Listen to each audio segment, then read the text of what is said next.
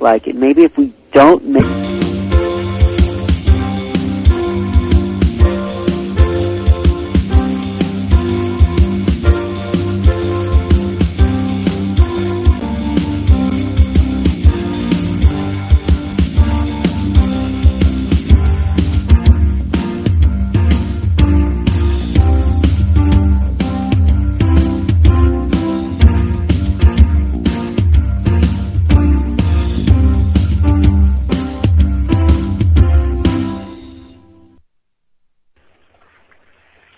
Welcome to another episode of The Dawn of Shades.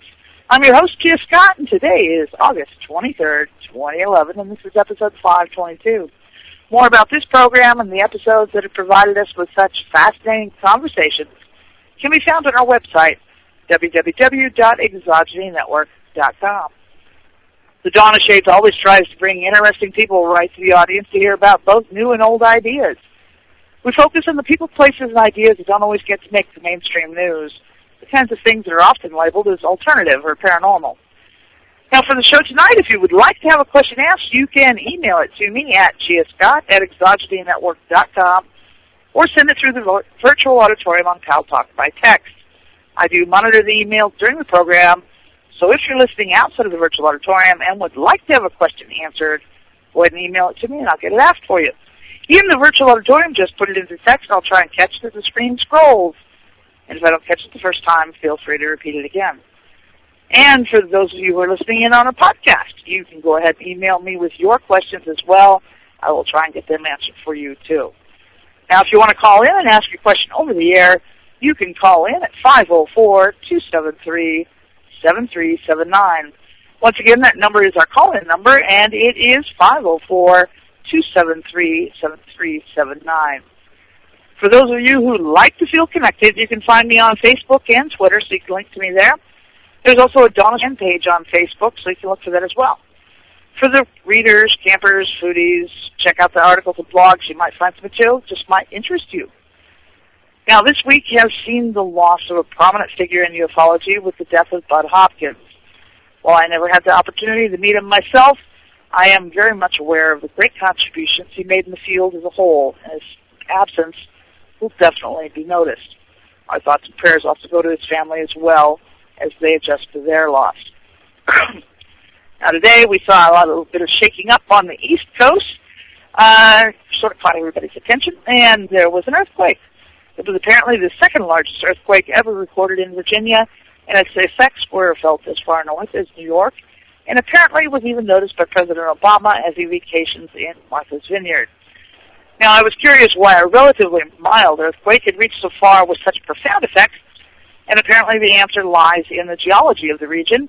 The bedrock in which the earthquake was centered is apparently basically a single sheet, which means that the shocks traveled much further than the California earthquakes do. Some minor damages have been noticed in Washington, D.C., and other damages have occurred to buildings in Virginia closer to the epicenter of the earthquake. Now, for as whether or not this earthquake is a precursor of the new Madrid fault becoming active and shaking St. Louis and the surrounding region, I did not find anything to indicate that this earthquake today could be anything of the sort. And before anyone hits the panic button when the rumors and scaremongers get into action, check out the official website for earthquakes, which you can find at earthquakes.usgs.gov. Once again, that's earthquakes.usgs.gov. And moving right along into tonight's program, tonight's topic is one that I have to admit I don't know very much about and had never even considered as a possibility until recently. And I'm sure that everyone will find the topic of DNA as intriguing as I will. So, please welcome Serena Sutherland to the program. Serena, would you be so kind as to introduce yourself to the audience? Yes, I'd be happy to. I live in Santa Barbara, California. I've been here for about 33 years, and about 6 years ago, I was introduced to a fellow out of Brazil who was working on activating DNA in people. And I've been interested, and I am an occupational therapist by profession for 40 years, and I've always been interested in how we can expand our consciousness and to become more of who we really are. And I found that the DNA activations were a bridge for that. And I didn't know very much about the DNA. I don't claim to be an expert in it at this point, but my experiences have taught me an awful lot, as well as my training, that we're all imprinted with an original divine blueprint of being multi-dimensional people who really are imprinted to be immortal. And in order to get beyond the ordinary thinking of what we might call thinking in the box, we require having a way to get out of the box, and the DNA activations allow this to happen. So we hear about the DNA research, how they use it in crime to be able to determine different kinds of people, whether innocent or guilty. And so the DNA can be tracked through your cells, through your hair, through your blood. We've all become aware of this thanks to television and DNA. And what science has told us is that we only have 2 to 3 DNA active out of a total of 12. And the ones that are not activated, they say they name it as junk DNA. What this means is that they don't know what that's meant to do. But since the year 2000, the frequencies on the planet have been rising. Okay, many people talk about the year 2012 and the Mayan calendar, and what all is that about? And for me, I spent many, many years with the Hopis, and really was very close to what the prophecy was about realigning ourselves to have our head and hearts as one. So my quest in being with the Indians was, how do you do that? We're raised in a society that has tremendous education towards developing the mind, and very little spoken of about ask your heart and listen and follow your heart. The one person that sticks in my mind from years back was Joseph Campbell, who would say, find your passion, follow it, and the money will follow. I always loved that. It's like, as a parent, I felt that what's really important is that the parent keep a child safe, love them, and help them find their passion. So that's our job in parenting, is to make sure that the person gets hooked at what they came to the planet to do. Of course, that means then knowing what your mission is. Well, I didn't even discover that until a lot of us just sort of wander through life and do what shows up or what we were told to do. And the DNA activations actually unload unfinished business that you've inherited through your ancestors. They've recently in science shown that in the DNA that we even inherit the emotional unfinished business of the ancestors.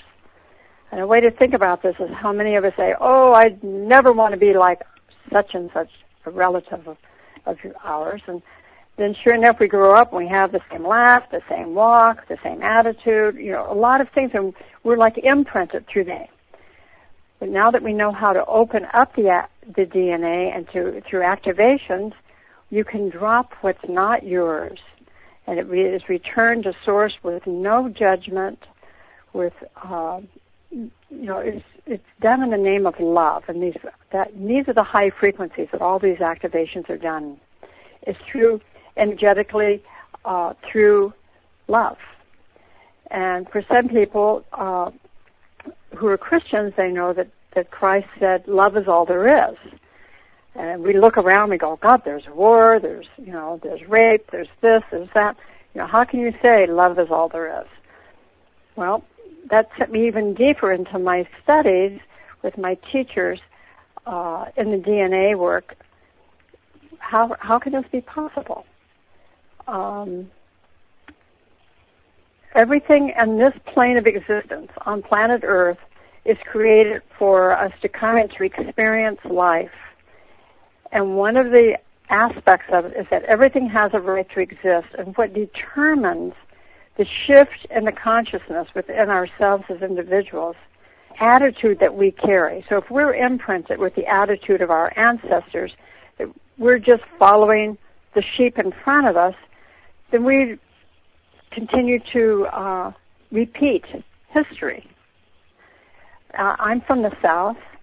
I was raised in Kentucky, and I know that that when I went back, I left when I was 7, when I went back when I was 18, what I found was that people were very unconscious on how they were treating each other. They were just doing what their parents were doing. And I had lived on the West Coast for all those years, those 10 years growing up. How come you're doing that? That's, where's the kindness? And they said, oh, we just do it because our parents do it. It's the easy way. And they had no more thoughts about changing that.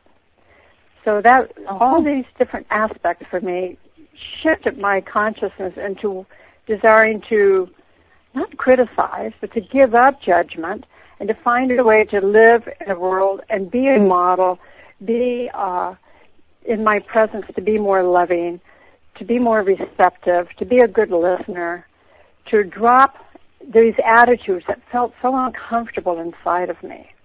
And the DNA activations actually served me very well in this capacity.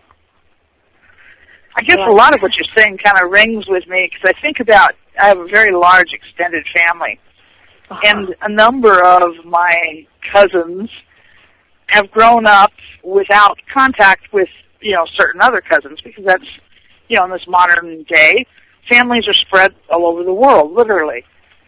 And even though they are, didn't grow up in contact with each other, grew up with different parents in different parts of the country, you'll see these amazing similarities in their personality and mannerisms.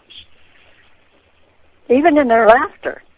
And laughing about the same things and having the same sense of humor. I was I was 7 years old, who was talking the same way I was with the same attitude. I was just going, wow, how does this happen? Well, it's through the DNA, obviously. And we know that genetically, we get your brown eyes or blue eyes or, bone structure or whatever from, and I thought that's what science was all about, was that. And then now I find that it's so much more. And so in order for us to do this next part of the planet and to really raise our consciousness, and with some of the prophecies, like I mentioned earlier, the Hopi prophecy is to align yourself to be a one-hearted person means to be able to live from your place of your heart and to trust what you hear. Ask the question, wait and listen, and then speak and trust from that place and not give some generic answer. And that requires someone, each of us, to slow down, to not be quick to the draw, quick to answer. So in my experience of the last 40 years, I've been with children who have special labels, right? Some of them are very big labels, and I work with the families and I play with the children for them to come into their own potential. And since I've been introduced to the DNA work, I've been able to bring this in, not as, quote, an occupational therapist, because that's not within the guidelines of occupational therapists. What I've seen is there'll be no need for therapy. We're able to clear these tracks. The children won't be carrying the ancestral fear, doubts, genetic imprints. That you can remove things like, things like diabetes, that you think, oh, that's just a given, or, the cancer, all the things we think about, kidney dysfunction. Those things are unfinished business in the DNA. So it's like you can have a clean slate no matter what your age is. And I've seen it in the children. They've been here a very short while, but they come with very severe labels. Anywhere from autism to, any kind of behavioral disorder, obsessive compulsive, just fully raged.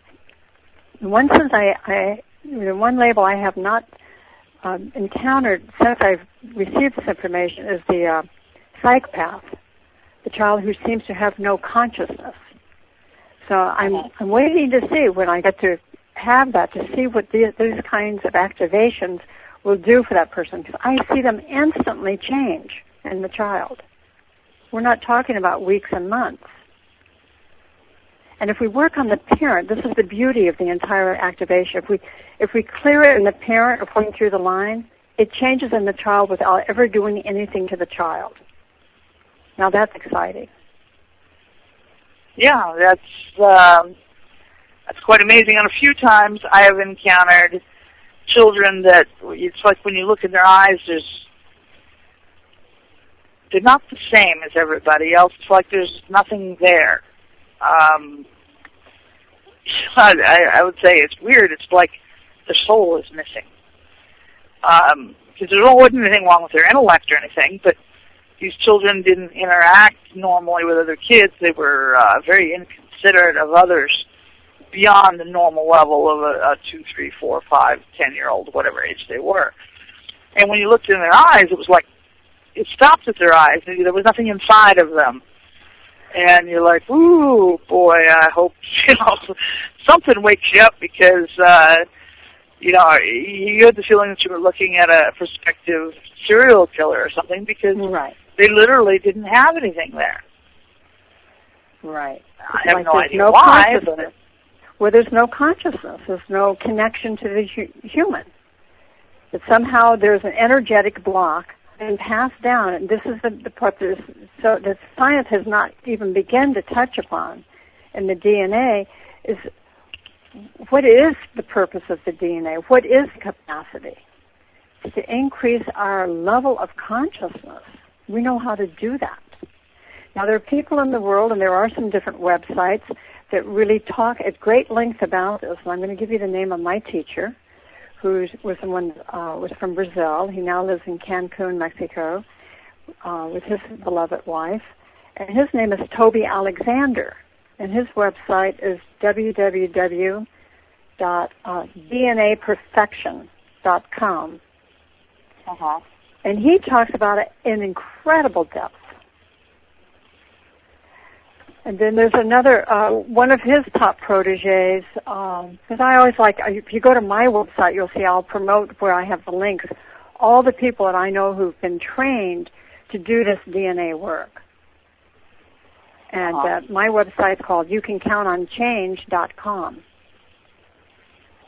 It's just a given, And then in using, what's happened is that Toby Alexander, I was with his beloved when they met in Sedona about, I think it was 2005, maybe 2006, I don't remember which year right now, and her name is Yvonne Della Flor. And she has a website that's YvonneDellaFlor.com, or you can Google her. She has many websites. And she's actually received information. They're called codes of awe. They're very high-frequency geometric codes that will shift your DNA. So the combination of the techniques that he's been given through his teacher, his main teacher is really in the other realms of, he's in the white, have you ever heard of the White Brotherhood? It's a group of beings who've ascended. Well, only in terms of white supremacists, so because that occasionally they'll use a term like that. Oh, okay. Well, these are the ascendant and unascendant masters, the beings who we hear that actually were very aware of the DNA and were able to frequently take their bodies with them when they left here. And Toby Alexander's teacher is Babaji. There are many different Babajis. But if you go on his website, you'll see he will talk about the one who actually has come in and out of this dimension for thousands of years in the same body. And we think of, the story of Christ. Christ is a brother in the White Brotherhood. There are there are at least 60 of them that I'm aware of. And that these beings are able to give what we would call transmissions, that you can pick up, like when people meditate, if they plug into that channel, just like dialing in on the radio, that they can plug in, they can be given information that's relevant to what they're being guided to do and what's in alignment with what their high self is to do on the planet. So Toby's job was to really learn this and to teach it. And I happen to be one of his students, and I continue to study with both he and Yvonne. And I actually supported both of them in Santa Barbara to do their work in another area that's very similar, which is called transcendental rebirthing. And that's where people rebirth into their high frequencies of joy, and that we utilize the male and female frequencies, which was represented in installation between Yvonne and Toby, for us to, people will come with an intention. desire to live in the now, to drop their past, their story, the things that no longer serve them, and move forward to their life mission and to find it. And by naming that, coming and doing what we might call, we call it transcendental rebirthing system. It's something that can be taught over and over again for it to be duplicated with other people doing the work that Toby and Yvonne are. And those people can come and name what they want, and all the blockages that would keep them from that can be removed. And we use the DNA and the codes that come through the great work that Yvonne de la Flora has given, for them to step through. It's like stepping through the veils of illusion and to embrace more of who you are. So if a person was interested in doing this transcendental rebirthing, do they go to see someone? Are there seminars? I mean, how do you make it physically happen? Well, you can do it. There are different options to be done from a distance. I prefer doing it in person. I so enjoy people being in person. It's a lot more fun, and I like it to be fun. I've done it across the world with people on the other side of the world, and we hook up into the higher frequencies with their high self, and they name their intention, and then I connect with their high self, and we move from that place, and they're just like drawn to these. You might even call it an altered state, because it's not like when you walk around thinking about the list that you've made to do for the day. You're really thinking in the higher frequencies of more of who you are. And some people call that the higher self. So we want to be able to connect with our higher self. And there are a lot of energetic frequencies that are blocking that. So we know how to release that. So you can do it online. You can do it on Skype. You can do it remote, distant work without even seeing the person. Or you can do it in person. And there are certified... Well, like I live in Mississippi now, and Mississippi isn't exactly a hot spot for alternative anything. Extremely conservative state. And so, and I'm sure other people are in similar situations, so I'm trying to imagine if you wanted to do this and you lived in a place, like I live in, where the likelihood of a practitioner ever visiting are like slim to none. Most want to go fishing in the bayou, and so how would you do it? Well, the person has to first ask. He has to have the desire. That's the kickoff. Okay, like a football game. That's how you kick. You got to kick the ball in the air. And that person has to be really desiring a shift in his awareness, his consciousness, his abilities to become more of what he's here for. Okay, and I've had people come to me who just say, I am so unhappy in my job, and we'll do, and then they'll name what they do want, because we're very interested in anchoring it in what they do want to manifest. And then within months, they have very creatively stepped out of their job, still being paid to go there, and get a medical leave for 6 months to find what they really want to do, and still being paid for being in the job. I mean, you don't know how it's going to come forward for the person. All we do, it's like placing a call. You place a call to talk to me, and here I am, we're having this conversation, and something comes from it. We don't know what's going to come from it, but we know darn well that we've placed the call, and we're very clear about what we want, and that alone is not only showing up, but it's really a manifestation. Because every time you talk, every word you choose creates what they call a scalar wave. Are you familiar with that term, scalar wave? Yeah. It's an energy vibration. Everything's vibration. It goes out into the universe, and if you say, I'm so tired, so you send that out, and then it comes back, and you have more experiences of being tired. If you reframe that and you say what you do want, that goes out and opportunities come back. It's like a sounding board. It comes back and comes back into your field because you were the one who placed the call.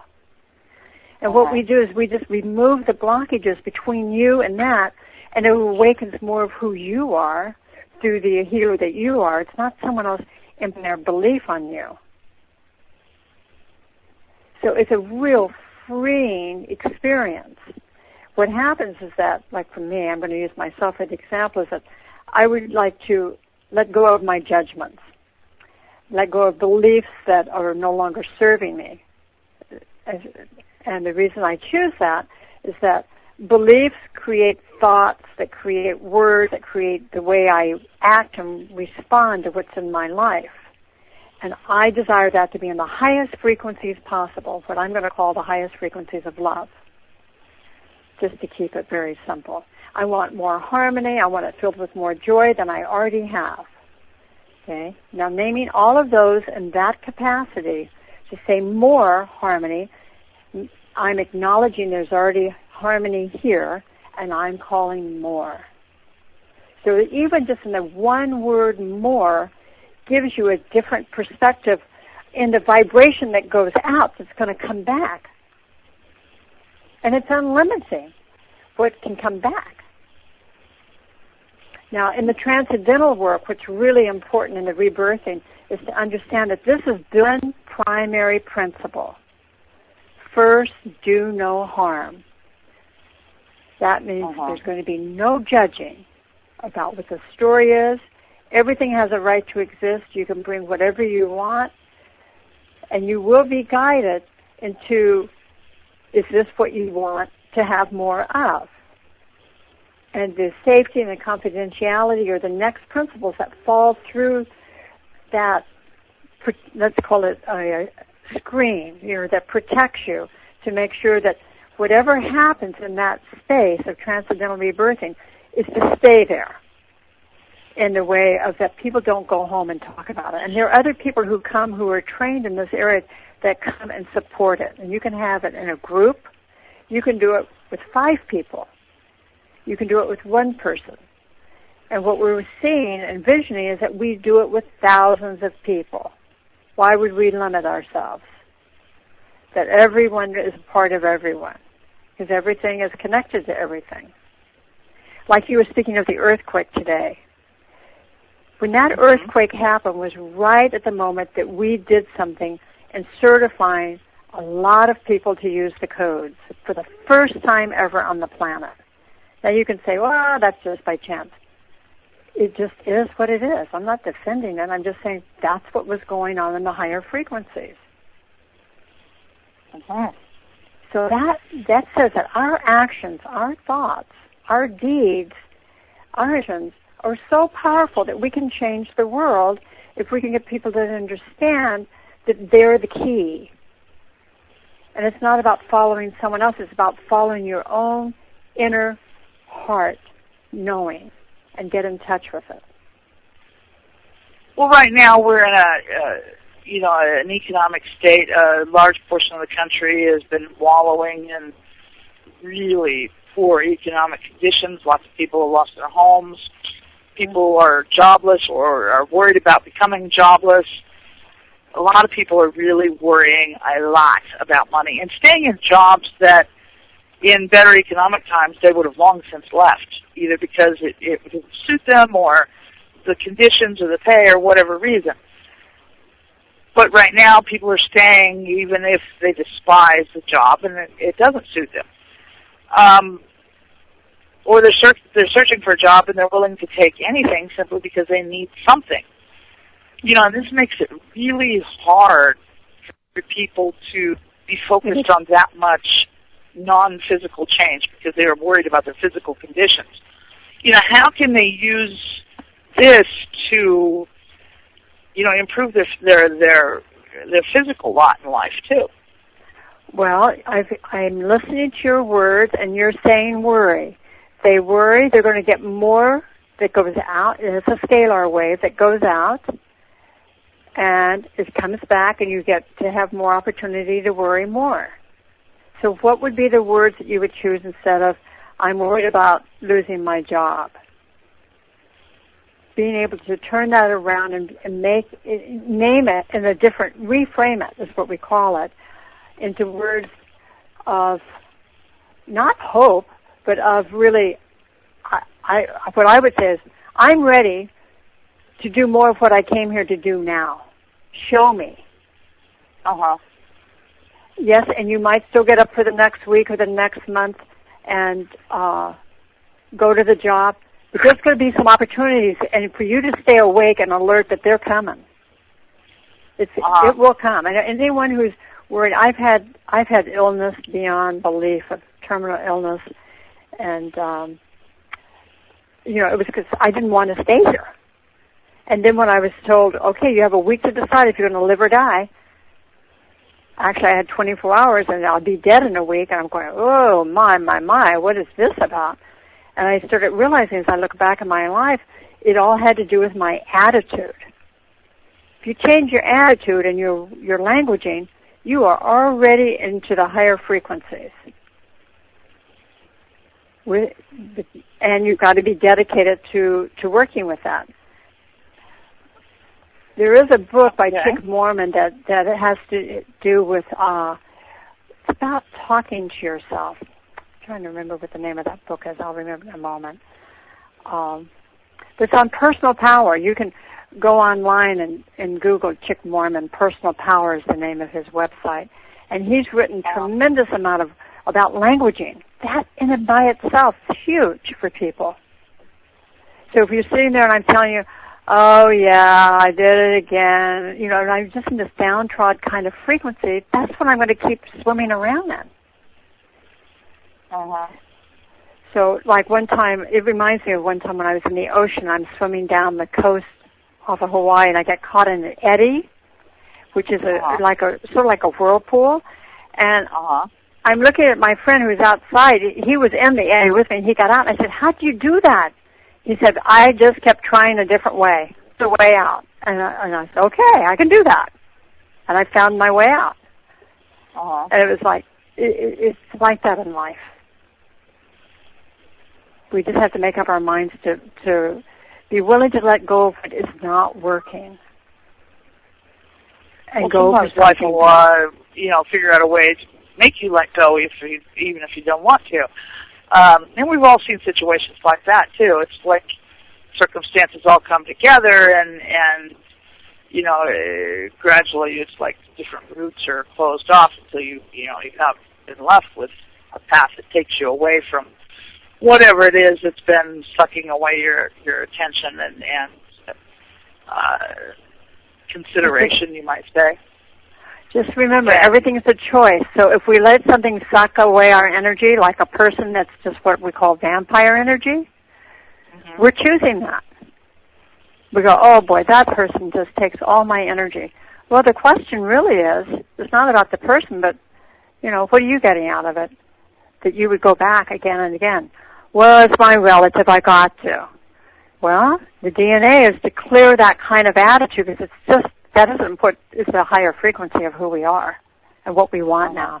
We want to rise and free for this 2012 experience, which to me is happening by October 28th of this year, from what people say in the Mayan calendar world, is that's the last wave. Let's get on this wave now. You can't afford to DNA activations. Just pray. Send a wave out that you get cleared and that you drop now and qualify it in the gentlest of ways, what's not yours, and you give it back to its origin cause with no blame, with no shame, only in the energies of love. Now, why specifically the 28th? I had been told the 29th was this big change October was happening. Maybe it's not. I read October 28th, but it's.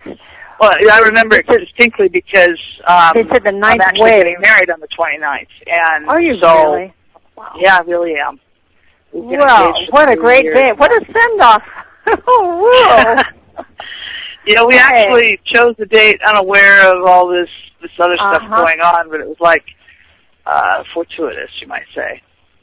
Well, yeah, it is. You lined yourself up. Your high self spoke to you, and you got it, and you just said, this is it. And then we find out later, oh, okay. Yeah, well, with us it was a case of we kept postponing the wedding because doing a wedding is expensive. Something else that we felt we needed to do that was more important. And finally it was a case of we were talking about it and decided that we would never be able to afford it. So we were just going to do it. So we're having a hippie beach wedding. Yes. One in nature. There could be no higher frequency than to be married in nature. I actually got to marry Toby and Yvonne, my two teachers, and they did it at the oceanside in nature. We're going to get married in Hancock County, Mississippi, on the beach. I'm so happy for you. Yeah, that's where we're going to. We even get to take our dogs with us. See? It's fabulous. Yeah. So love is all there is. You step right through the door of love is all there is. And you're going for it and say yes to all of it. And if we say, people tell you stories about what's not, you go, that's your perception. I choose differently. We can model that in our languaging back to people without saying anything negative, anything judgmental. We honor that's your opinion, and this is what I hold to. Yeah, I'm always telling people to, go and hang out in nature. And I can remember, too. Yeah, I do, too. Every day I tell parents that. I had kids with ADD. Now, in my family, ADD is kind of the norm. We look at the few members that don't have it as being a little bit on the slow side, because they can only do one thing at a time.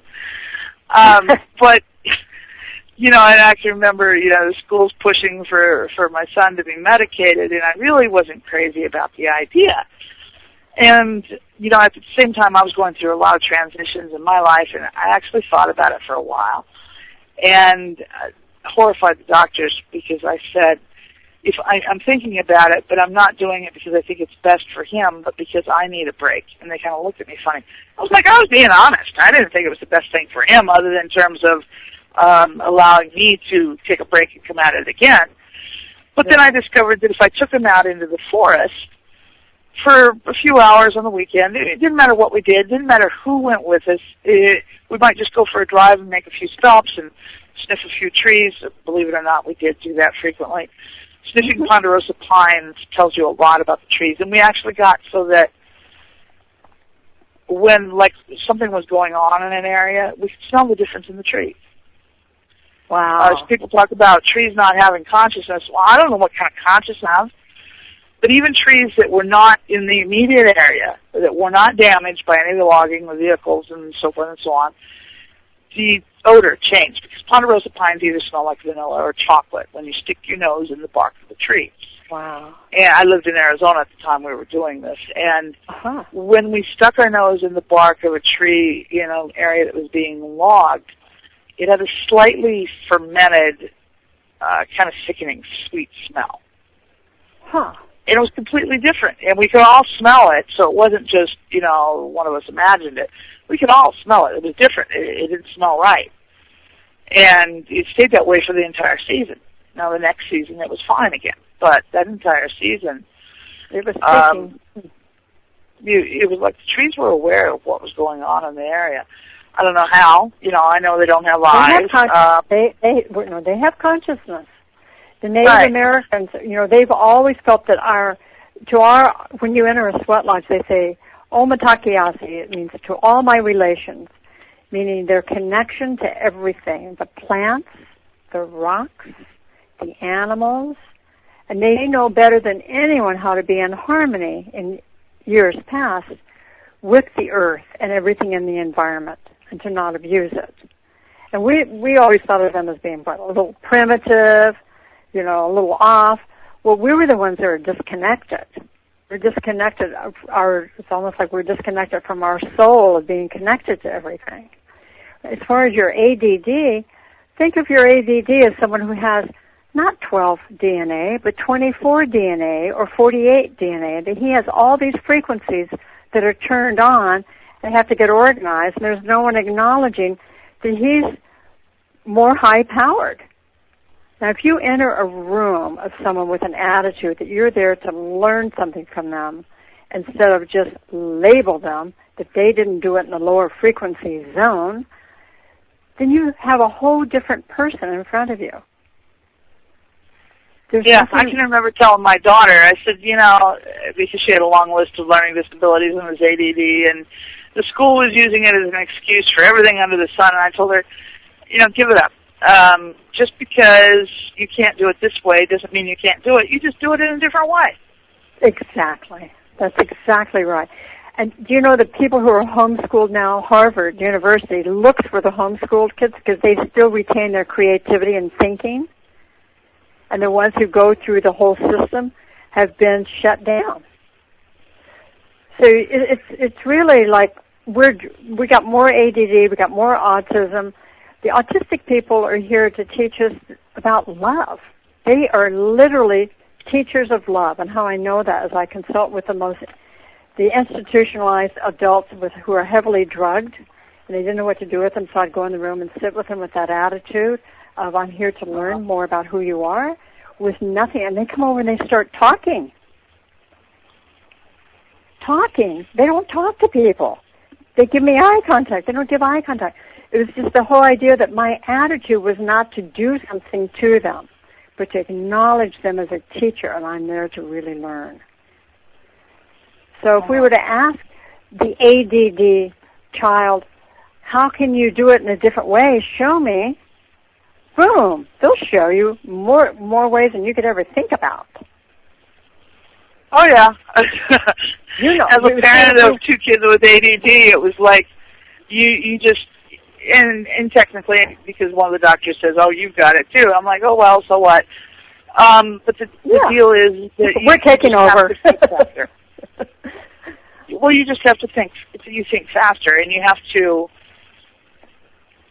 be aware of what's in the here and now, because somebody with ADD is always aware of what's in the here and now. They might be doing something else too, but at the same time, you're aware of the here and now. Right, but you're not saying about that something shiny. I don't want you to move. Mm-hmm. You know, and I always told both of my kids, I said, attention deficit disorder is the wrong name. It's not a disorder. You're just wired differently.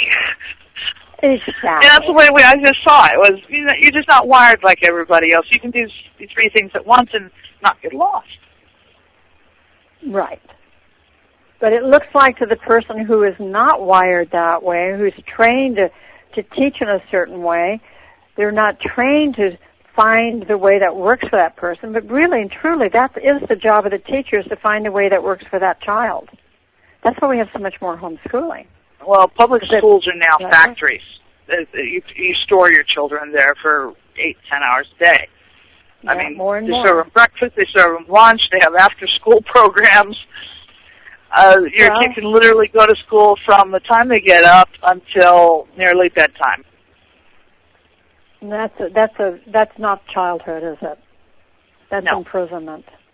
You're being I always did war, because I'm like, you know what? 3 and 4 hours of homework for a child in elementary school is ridiculous. I said, they need time to go outside and play. Unfortunately, school didn't see things. I did, but play. That's exactly it. His work is play.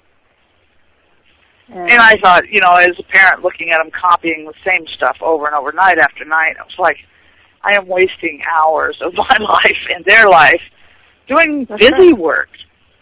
You know that after the brain repeats something 6 times, let's say additional problems, it shuts down after 6 repetitions. It's not 6 pages, it's 6 repetitions. It wants something different after 6. They've shown that in science. If you're exercising, it's the same with the body. That if you're like pumping iron, after 6 repetitions, you're to change your hand position. Otherwise, it doesn't affect the neurology. It just just makes it look good on the outside. It doesn't change on the inside. So that says a lot right there. Uh-huh. Oh, it meant a lot of things, even after I started homeschooling. We just did things differently, so you did to homeschool your children. I did homeschool my daughter for 8th grade on, and then she got a GED when she was 17. What I'm so curious about in the DNA with your children is that you say that it's a genetic thing. These are probably masterminds of what we want that are coming into the world now, because there's so many of them, to help us make the shift on the planet, to do it differently, because the other way isn't working. Yeah, in my daughter's case, classroom learning was not her thing. She wasn't getting anything out of it. She was in, I think she was in 7th grade, 7th or 8th grade. She was functionally illiterate. That was part of what precipitated the whole thing. Yeah, she was functionally illiterate? Yeah. Is that what you said? She's functionally illiterate. She couldn't read a menu. And when I realized, because I'm come from a family of readers, school teachers and whatnot, to have a child this old that couldn't read was horrifying. I couldn't even imagine it. They're usually teaching them too early to read.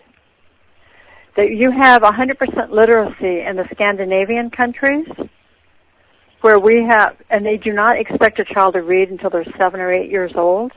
They learn to read and write. And when you push the nervous system, because this is my specialty in occupational therapy, is child development. When you push them early, and they're pushing them early and earlier, wanting them to write now at age 4 their name before they enter kindergarten, is so against the grain of the neurology of developing the person's potential. And it tells I would say in junior high, she was less than she was when she was in kindergarten in terms of reading. When they labeled her with the learning disabilities, they started doing things like giving her tests orally. She didn't have to do spelling tests anymore. Everything was done orally. She didn't write anything down. And everything was read to her. And it was funny because she was in junior high. This was not too long before I started homeschooling her. But, she couldn't tell time on a clock. And I'd been in the habit her whole life. If she started getting really grumpy and whatnot, I told her it was bedtime. She couldn't tell time on the clock. She didn't know if it was 8 o'clock or not. She would go to bed. I figured if she goes to bed and she's tired enough to go to sleep, it really was bedtime. Well, this one particular night, it's only like 6:30, 7 o'clock when I tell her it's bedtime. She's, 13. Mm-hmm. And, of course, her little brother has to pipe up because he could tell time in kindergarten. He pipes up, no, Mom, it's only 6:30. I'm like, hush. That was what actually forced her to learn time, to tell time. And that was because... What forced her to... What motivated her? Her little brother being able to tell time, and she couldn't. Because he was 7.5 years younger than her. Yeah, we can be highly motivated and overcome our limitations when we have such a strong motivation. Yeah, because there really wasn't anything about telling time that she just wasn't interested in spending the time to learn how. And it took her less than a week to figure out how to tell time after that. But well, looking at the legacy of your family of ADD, do you see that as it comes down your pipeline, like for you, from who had it before you, do you see it becoming more and more challenging for that person? The next generation? No, not really. I think the challenge is you may be more open about talking about them. Because as a kid in school, I just felt that I was immature and something was wrong with me. Because I couldn't pay attention. Right. And, I absolutely could not pay attention. If I had to attend a lecture, I had no idea what was being said because about the third word, associative thinking had me off on a tangent so far away from the topic that I never heard the rest of the thing. That's why I don't watch TV or movies, too, is because there, again, I can't pay attention that long. Because I happen to be a visual learner. If it's interesting, you can pay attention. Yeah, in a conversation, I can pay attention, Yeah. But what I'm hearing you say about your daughter is that she comes in with more of a challenge, that she was illiterate in her ability to really do, the reading and the writing. So I'm wondering, is that something that there's more, that it just piles higher and deeper as it follows the next generation? And that's why we've got so much more piled higher with these labels, because really it's time for us to find out how we can unload the unfinished business. It's back to the DNA thing. I suspect that's a possibility. In her case, I really felt that a lot of it was a change in the school system. When I was going to school, the special ed kids were severely handicapped. when she was going Exactly. to school, they tried to put as many kids as possible in the special ed category. And there was there's a big difference in how they were handled. When I was going through school, so they would have a bigger business as a school system. I'm not following. Yeah, they get more money for special ed students from the federal government. So it's in their best interest to kids with learning disabilities shunt them into the special ed program. Now they stay in the regular classroom, or at least then they did. I don't know how they handle it now. I don't have a kid in school now. But the whole thing is that because when my son came up and he was in school, when they tested him, there again, even though he was getting very good grades, they put him in special ed. Mm-hmm. And I'm like, no, because by then I'd learned this is counterproductive. If they're in special ed, they were more likely to end up like my daughter and have people read tests and stuff to them. And there wasn't any reason for that to happen with them. Have them read the tests and whatnot. Get simplified programs where they didn't learn as much. Now I know with There's No Child Left Behind, a lot of things have been changed, but not necessarily for the better. Because a lot of times now it's just all about making sure that this kid can pass that state test. Well, that's the thing. So some of it is we're not about looking at the child's development. We're looking at state test scores. Exactly. So these now, kids are being another sent reason through a manufacturing system. Yeah. Another reason to pull the child from the system is the system is coming down because we have more and more people who are required to learn differently. There's a reason for that. I've watched it for 40 years. My son is now 44 years old. I went through the system with him and pulled him out of the system, put him into a private setting for the 4 years until he told me he was ready to go back into the system. And I learned so much about when the child is ready, he will move forward. You need to support him in his development. And what he was lacking was knowing where his body was in space so he could, because he was a very bright fellow, but he didn't know where his body was. He wasn't reading gravity. He didn't know how to interact with himself and feel safe in order to do other things in the world, like reading and writing. And he tested gifted as kindergarten, but he had no skills. He had no reading. He had no visual perceptual skills. And until he developed an awareness of his body in space, it was like it's going to be like swimming upstream. And so, fortunately, I was aware of that because I had volunteered after he was in kindergarten as a therapist and realized I didn't know why the kids weren't learning the perceptual skills.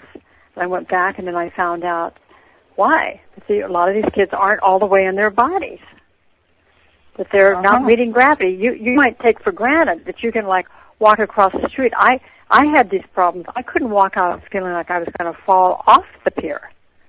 Now that sounds crazy to someone who doesn't have that, but I know it's a true perception for many people, maybe as many as a third of the children in the school system. Because I ran the school districts for 6 years here in Santa Barbara, all 4 school districts, set up all those programs.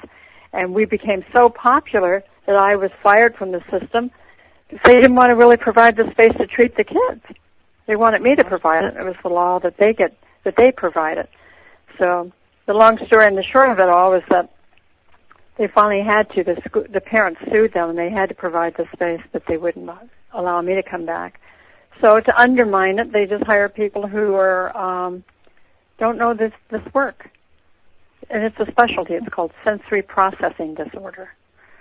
And it's a hidden disorder that many, many people have, and that they are absolutely walking around all the time looking for themselves. And I don't mean like autism. This can be an aspect of it, but it's not autism. Okay? It's really a sensory processing disorder that you cannot rely on your body to be consistent and accurate with what it tells you where you are in the world. And what it does, it interferes in being able to understand.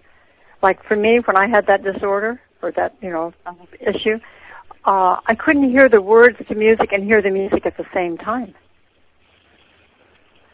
They were like, I had to do one or the other. my mind was spending way more energy on organizing me in space inefficiently, but it was doing the best it could, and I could only pay attention to one other thing. Uh-huh. So you end up having speech problems, you end up having an array of different issues that people say, oh, it's a learning issue. Well, if you're grounded in your body, then you have a point of reference in the world to interact with others. And this is something else that genetically is passed down, because I passed it to my son, and so did his dad.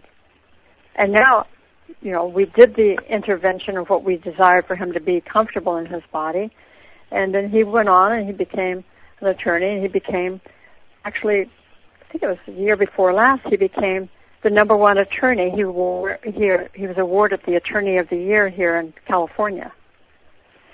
Uh-huh. From the get-go. Now, we're going to have to go to break here, but when we come back, the audience would like to know how you overcame the body issue. So, folks, while we're away from your computer, check out our website, www.exogenynetwork.com, and stay tuned. In the Dawn of Shades, we'll return with our guest Sutherland and more fantastic conversation, including the answer to that question, in just a few minutes.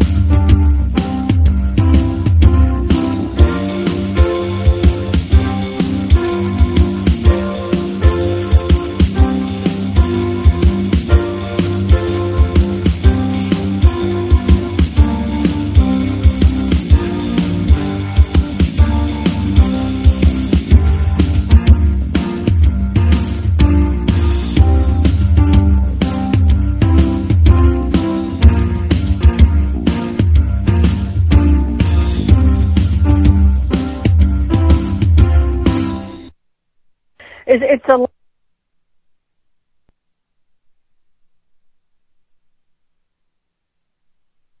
ongoing. We're having fun. I'm having fun with you. I think your information is relevant. I think we're live now. Okay, welcome back. Let me get rid of the echo. And welcome back to the Dawn of Shades. I'm your host, Gia Scott, with our guest, Serena Sutherland. And once again, I would like to remind everyone to visit our website, www.exogenynetwork.com. You can sign up for the newsletter, wander around and explore the website, and let me know what you think of it. You can find links there to take you to blogs, Twitter, and even Facebook. And if you want to go straight to the blog and find out what kinds of things I've been up to, you can go to giascott.wordpress.com.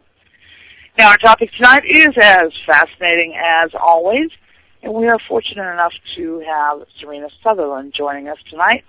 So if you would like to ask her a question, you can email it to me at giascott@exogenynetwork.com, and I'll pass it on from there. Listening in on the podcast to think of it after the program has finished, go ahead and email me. I'll do my best to get your questions answered for you. Now, if you're in the virtual auditorium, you can put it in text there, and I'll try very hard to catch it as the screen scrolls. And if you want to call in, our number is 504-273-7379. Now, before we went on our break, we had an audience question about how you overcame your body perception issue. Serena, if you want to tell us a little bit about that. Well, I'd love to. Thank you for the question. I was with my son in school when he was 5 years old, and I was working with children who were having special learning challenges in kindergarten and first grade. That they weren't able to hold a pencil, they weren't able to copy letters. And after a year of working with them as a therapist 3 days a week, I realized we had not made much progress. So I returned and did some postdoctoral work at USC with a woman whose name was Dr. Jean Ayers, and she was the founder, researcher from a brain institute out of UCLA, and she was also a professor in occupational therapy at USC, and that's how I ran into her.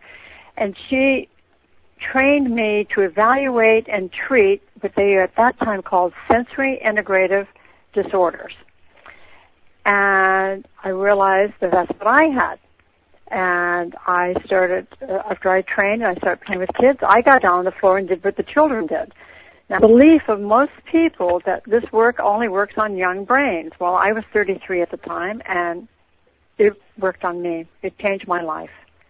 I can do anything from a standpoint of balance activities to being up on top of a mountain. I used to be very fearful of heights, very uncomfortable on boats, and now I was able to normalize my system. And it's through different kinds of physical activities that look like this: rolling around on the ground, moving into rolling, meaning sideways, if there's certain ways to do these rolling patterns, flying through space, falling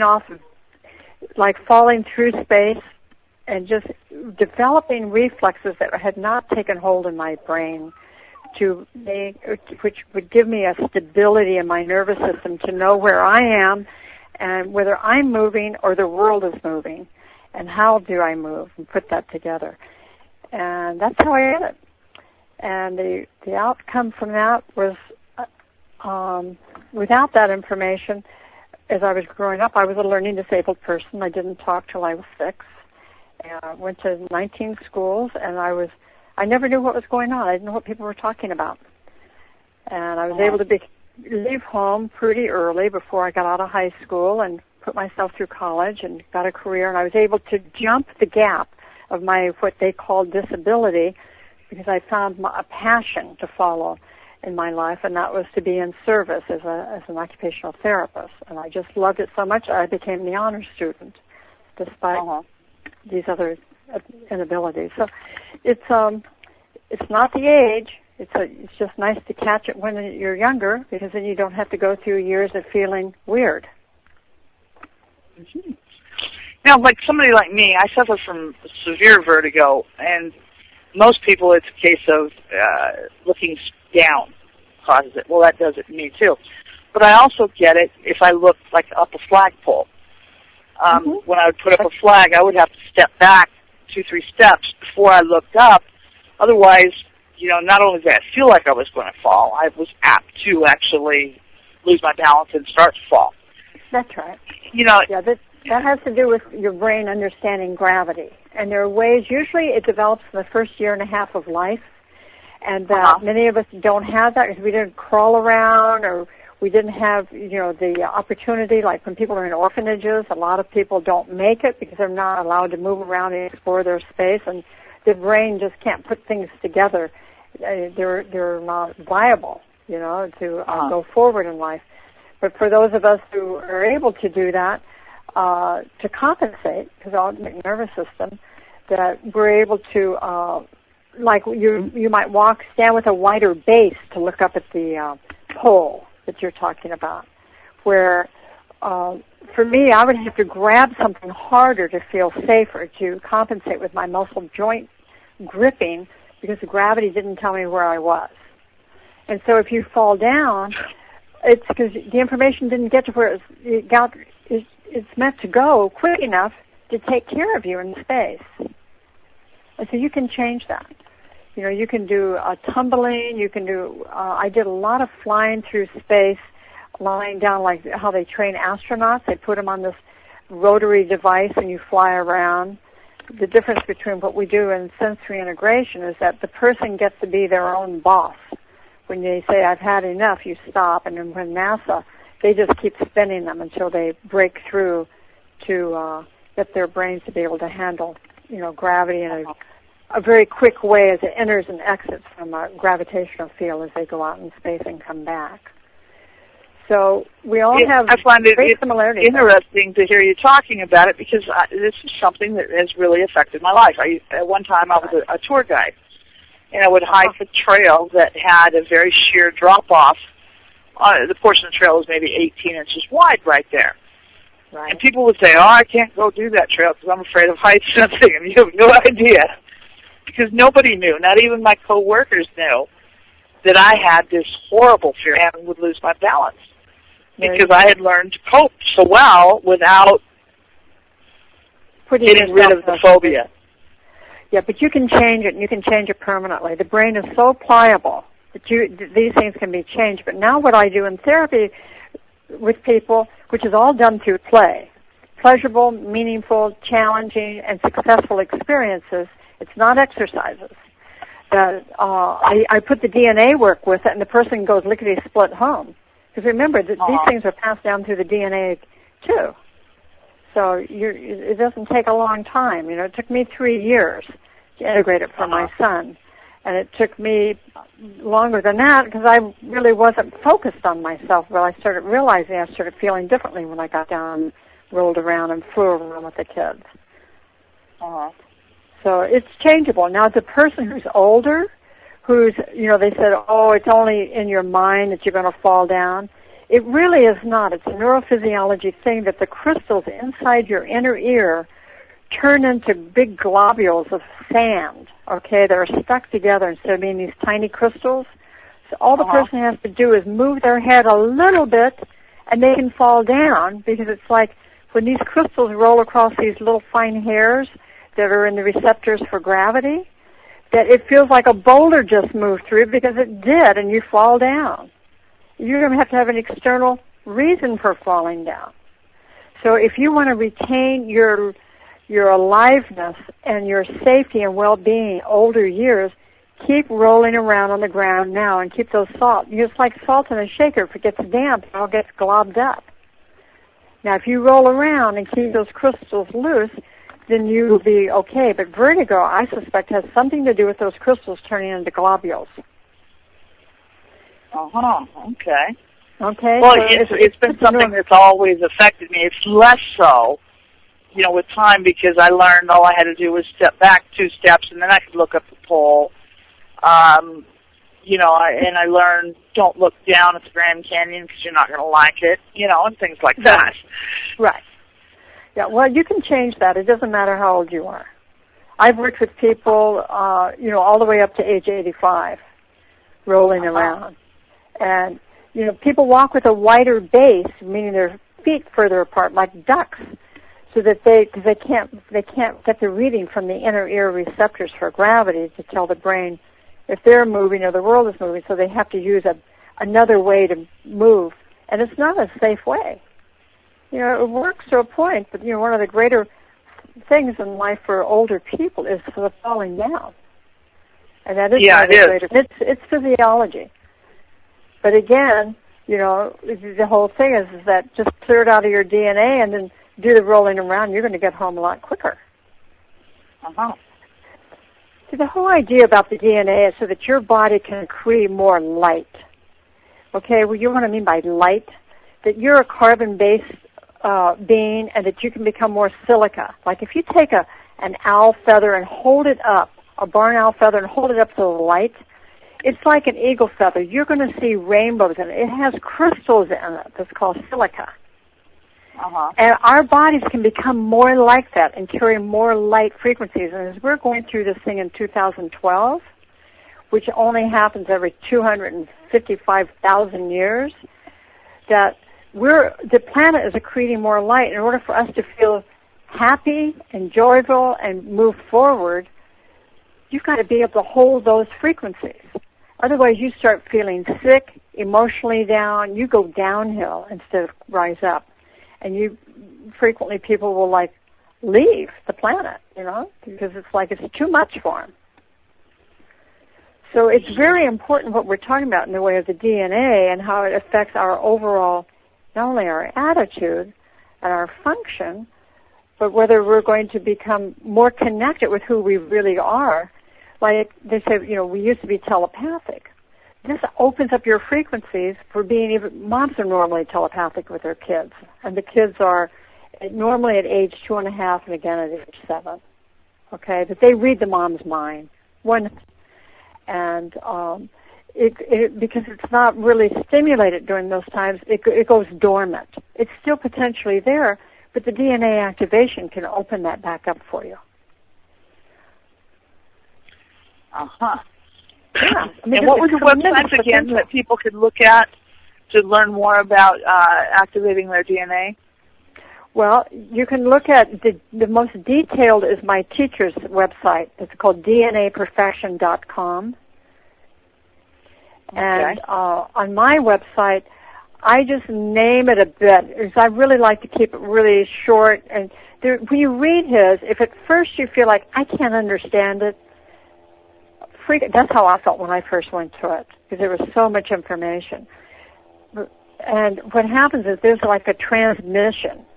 And if you feel interested in it, you feel a call to it, and you can't understand it, then, go to some of the other websites. Another one that I really like is the Auric.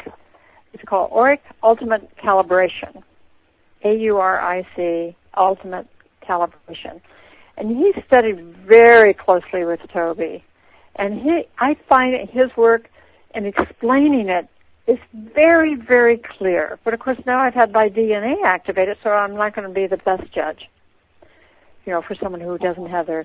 But I do feel that the more that you inquire... Now, the difference in this work that we're doing compared to DNA activations is that we clear the deck so you can hold more frequencies. There are a lot of different ways to activate the DNA. Uh-huh. And you're going to find that if you just go on and write DNA activation. You're going to find all these different websites that say, but not all of them do the energetic clearance of blockages. I'm going to give you an example of what that blockage is. Not only what you inherit genetically from your family of unfinished business, whether, in the emotional realm, but also what you get physically as well, as we talked about some diseases, but also you have what they call J-seals. I didn't even believe in these, okay, that the planet has certain blockages in its frequencies, and we do too, and we know how to remove them now from people. That then affects the planet. The planet's affected by what we do, and we're affected by what the planet does, right? The planet has an earthquake this morning. People get wondering and get anxious. Oh, is this the end? Or blah, blah, blah. It depends on what you think about. We're going to create more of it. If we have more greed in certain places, we're going to see a lot more going on for those people. We've certainly had our trials and tribulations in this country because everything seems to be measured by money. Right? So we have tornadoes, we have all these things. Well, we're affecting the weather. This just doesn't happen just by source or outside of us. This has to do with us being a part in relationship to the planet. And how I learned about this first was through the Native American tradition. I studied with them for 15 years, the Navajos and the Hopis.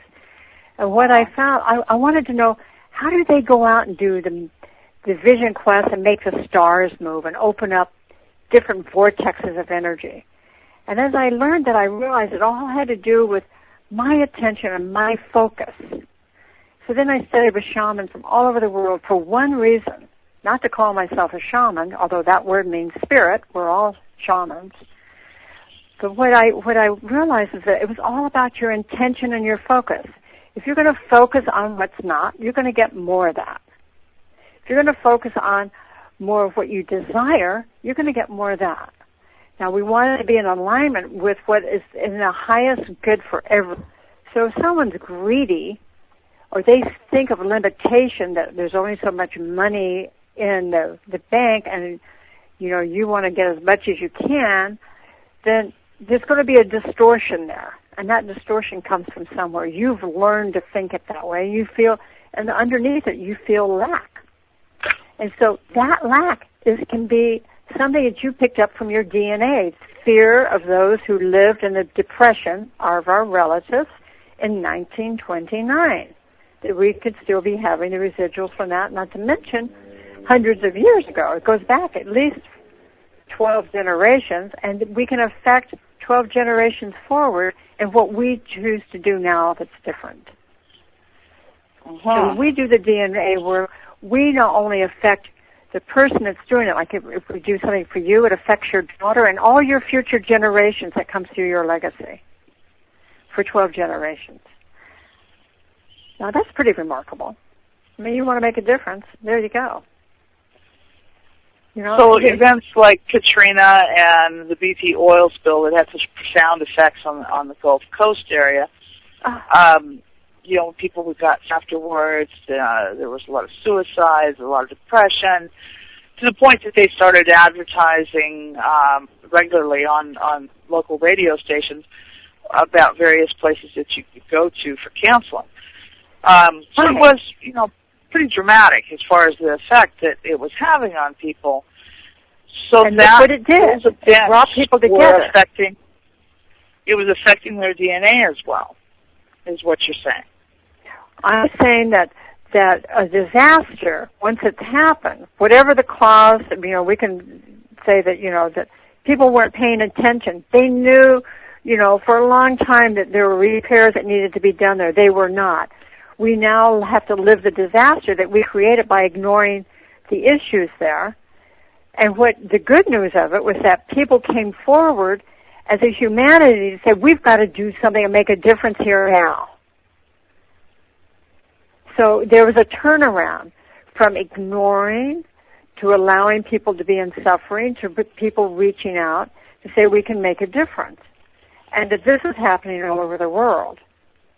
And we've got to shift our consciousness into make it for the betterment of all of humanity. Otherwise, we're, you know, the planet's going to go on, but the humanity might not. So if we talk about war, okay, Mother Teresa would say, I'm not against war, I'm for peace. Focus on what you're for.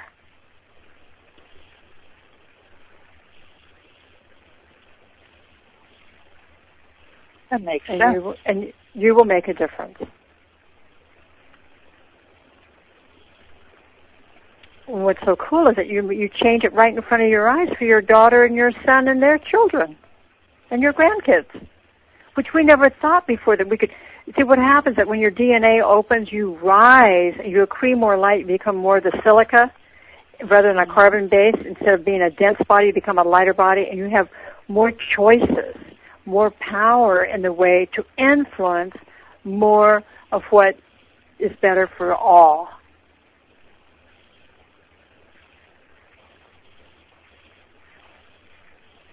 I guess it's entirely a new idea to think of our DNA being affected by our environment and our ways of thinking. Think of it this way. Everything is energy. You can walk into a room where there was an argument and there's no one there, and you can feel there's a heaviness in that space. Right. You want to get out of that room. That's energy.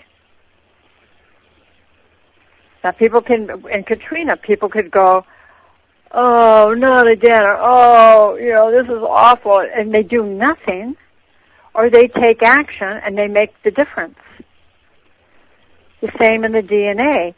You could have more energy, a clearer perspective. Just your mere presence alone can make a difference when you have more, when you've accreted more light in your physical field, your morphogenetic field, your energy field. And by the way, the DNA is not just in your physical field, it's in your etheric field that is around you, and that's called the DNA template that holds the blueprint of the divinity that you always were, and that was to co-create with the source of where we come from, to make the difference of what you want.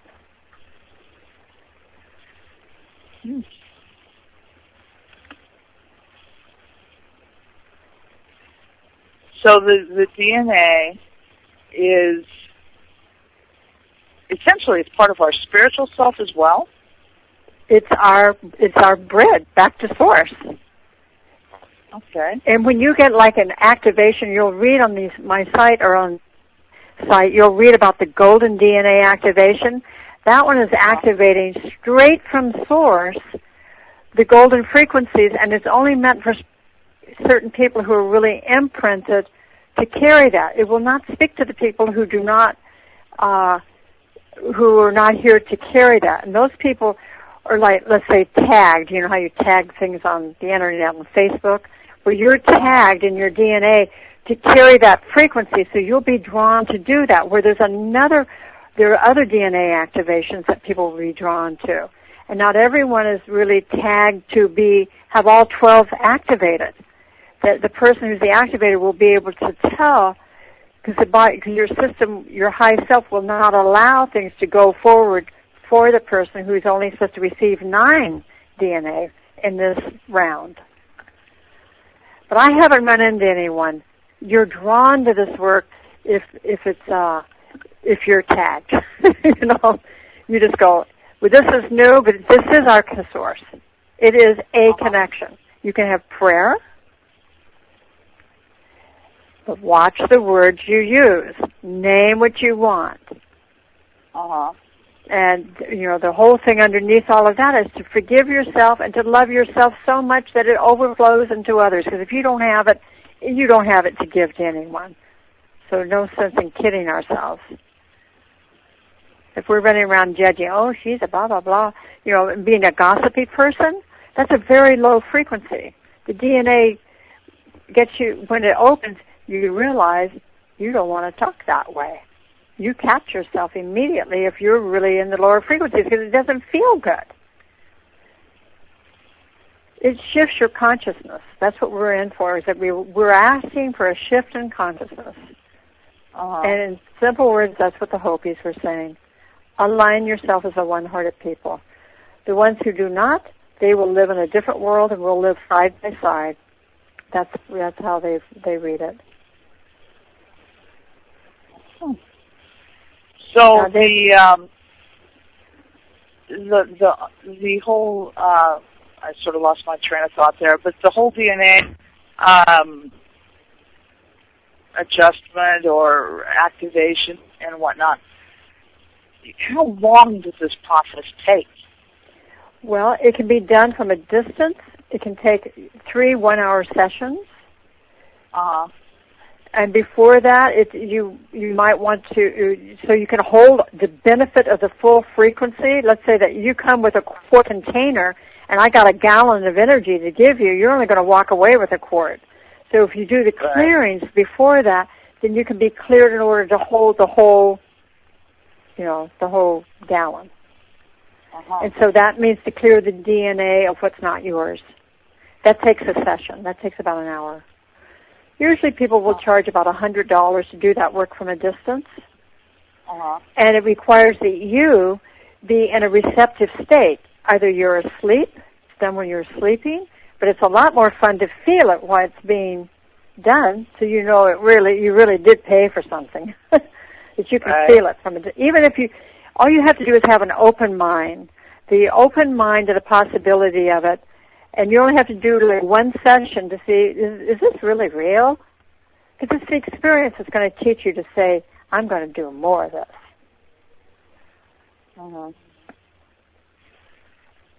Yeah, because, listening to it, this changing of consciousness is something that many people are striving towards. And with many methods, it takes... This does not take years. It is a process, but we're at the cutting edge of this wave that's coming up on October, as you said, 29th. Yeah, we obviously don't have years to raise our consciousness before October 28th or 29th, the end of October, anyhow. Now, yeah.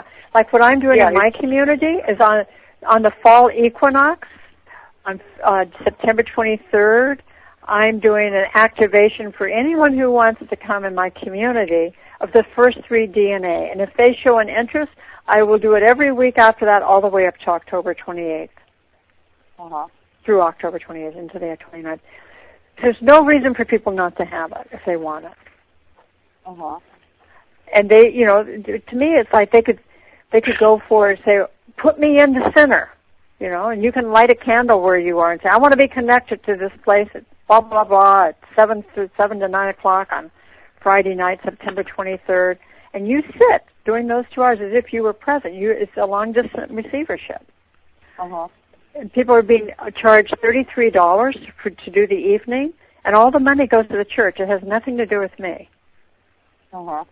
It's called the Center of the Heart. It's a spirituality. I call it a church because it's a place of gathering that people go and share, like what you're doing.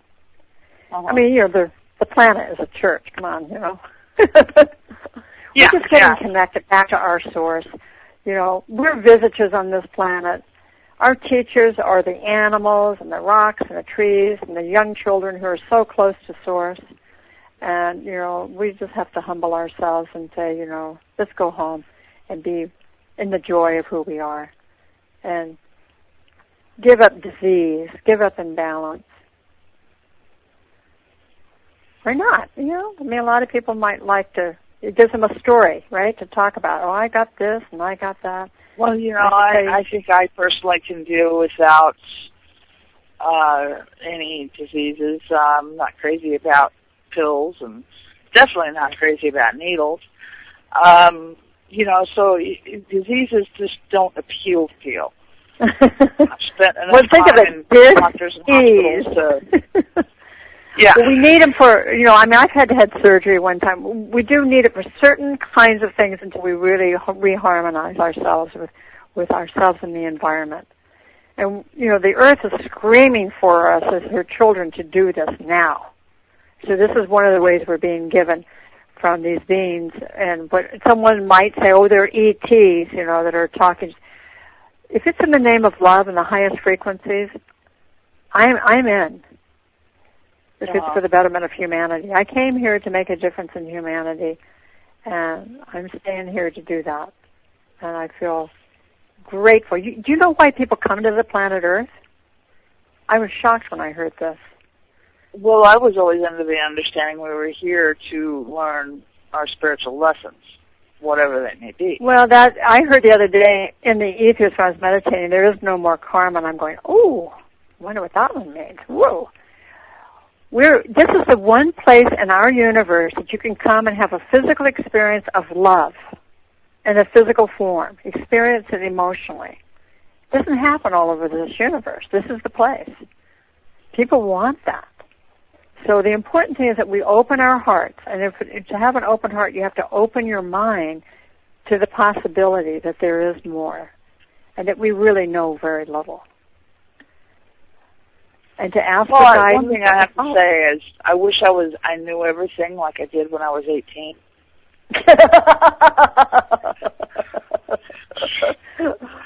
I'm getting pretty good at questions now, but the answers aren't coming too quick. Well, our hearts are great places for integrating information from. It's in the middle of all your 7 chakras. The heart. It's a center of integrating. And if we ask it a question and live inside that question, and you listen for a few days, or you write down the question when you go to sleep at night, and you just roll over in the morning and ask the question and listen, you're going to get the guidance. You don't have to be a certain religious being to have that. You are a spiritual being. That's enough. You don't have to tag home being one over the other. Right. Now, we do have a question from the virtual auditorium, but this one's kind of off on a different topic. Okay. They would like to know if you have a view on, or the Mutual UFO Network. Do I have a review on what? MUFON, which is the acronym for the Mutual UFO Network. I don't. All I know is I've encountered UFOs, but I'm not quite sure what this is all about. The UFO Network. I'm out of the loop. MUFON is an organization that researches sightings and whatnot. Oh, okay. Well, I've had a few outside my house where I live in Santa Barbara, so I know that they're around. The one thing I know is that what's really exciting, if you want to experience some of the veil dropping away for people to get connected beyond what people call the veil, is to go out in a storm. That's when things really start shifting, and things can shift. One of the things the Native Americans taught me was that just before sunset, this is so interesting because anyone can do this, just look at the sun as it's going over the horizon. But before you do that, if you're out like in nature, look where the trees are. and then just make note where they are physically, and then look at the sunset. Then after the sun goes down, look at the trees again, and you'll notice they moved about 7 feet, that they have dream bodies. So when I think about that, as going on the planet, why couldn't we have UFOs desiring to really come in and make a connection? You know, I mean, I have certain beliefs about what's really going on the planet, and that is that certain things are being fought over, not really oil, but certain things of connections to other places in the universe, and that people have been fighting over those for thousands of years, but they make it look like it's about oil, but something else is going on. And you know there's got to be beings out there. Otherwise, we wouldn't be thinking about it. I mean, otherwise we'd be extremely conceited to think that we were the only planet that had sentient beings on it. I mean, that really does make sense that there's got to be somebody out there somewhere. Yeah. There's an awful lot of planets out there. So I don't know, but maybe you can address that, the answer, because you know something about it. I don't know. About the planets or what? About the question that was asked about the UFO network. Well, obviously you don't have a view on the organization if you were unfamiliar with the organization. Right. So right there, that's the answer for our listener, is that you really had no knowledge of the organization at all. So therefore, no opinion. That's right. Do you? Hopefully that.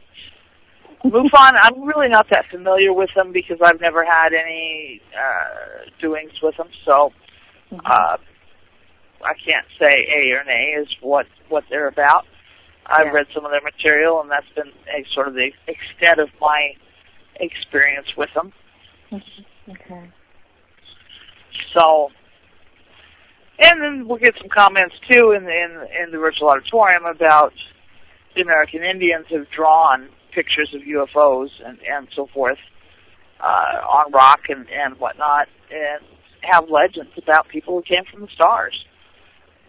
Oh, I've gone to the stars on a vision quest and been with the star beings. It's real.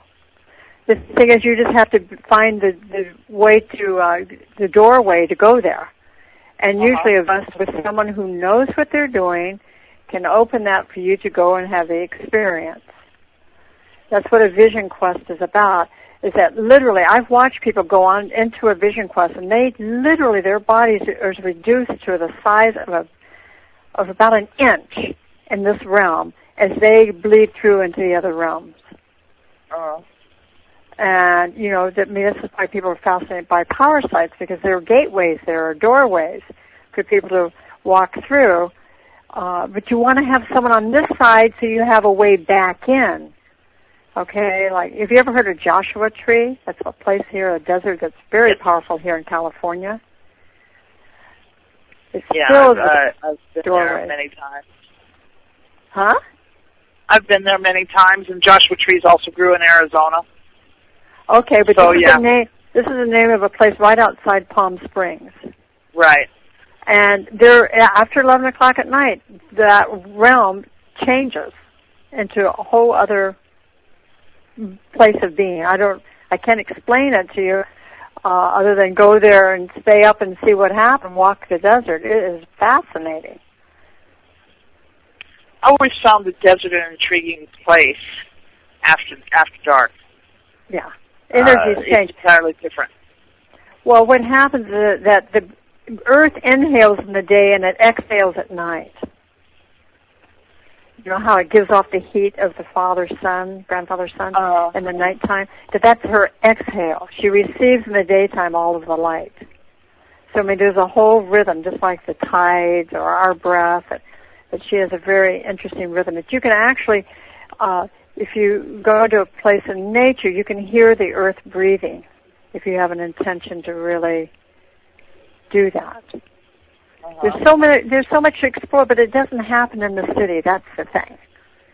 There's a hustle and the bustle, and the vibrations are much more dense here, and we're much easier. Well, I have to admit, even out in the woods here on the Gulf Coast, at night, It is very, very noisy. It's noisier out in the woods, far from people, than it ever would be in a city. There is so much going on at night.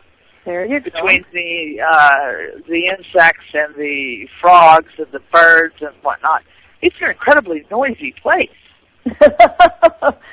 Well, I was thinking of a place that didn't have the frogs. I live near a creek, and yeah, it's so noisy you can't even go on a walk in nature out here at nighttime in the summer and hear the other person talk.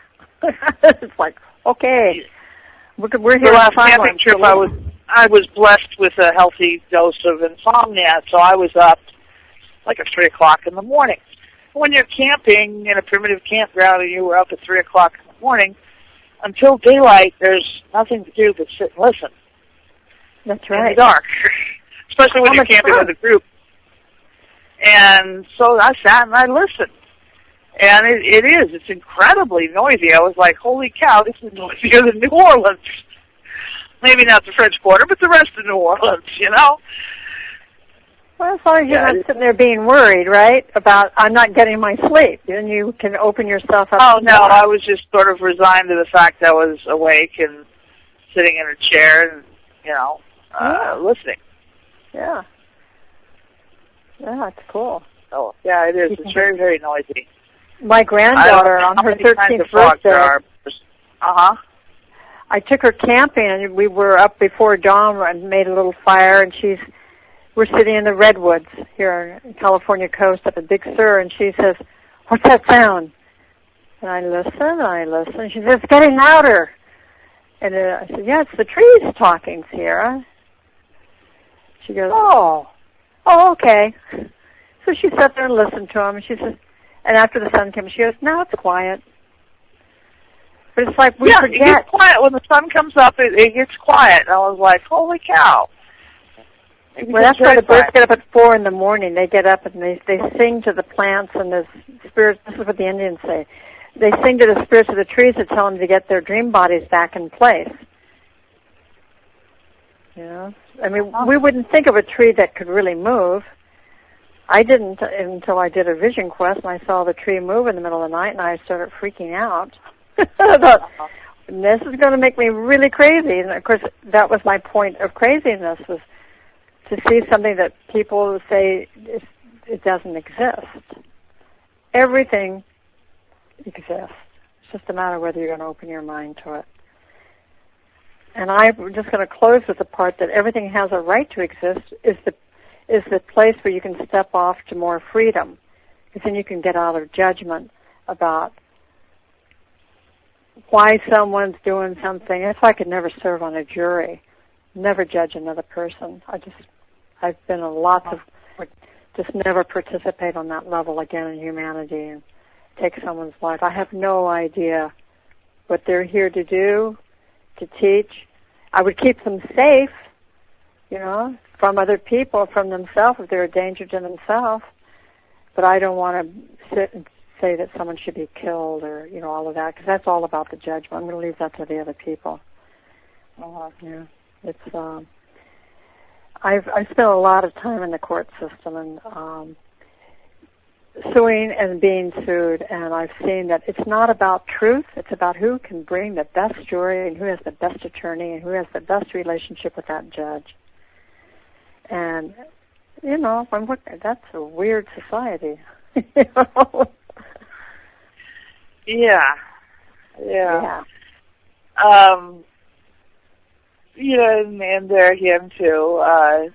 And that was a judgment I just said. People, perhaps as more people become more aware, more enlightened, more